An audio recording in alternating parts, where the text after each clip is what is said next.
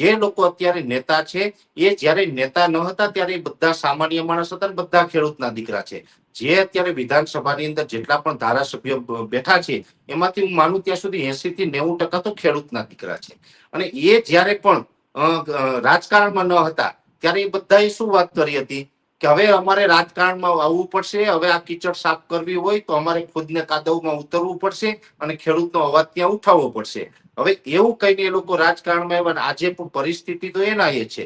તો એ પ્રયોગ તો આપણે ઓલરેડી ભૂતકાળમાં કરીને જોઈ ચૂક્યા છે કે સારા માણસને પણ આપણે ખેડૂત હતા, આપણે એમ કીધું કે તમે રાજકારણમાં જાઓ, ખંભે બેસાડીને રાજકારણમાં મોકલા, ત્યાં ચૂંટાવી દીધા, ચૂંટાવીને આપણે સારા હોદ્દા ઉપર પણ આપણે બધા એને બેસાડ્યા, છતાં પણ પ્રશ્ન તો હજી એના એ જ છે.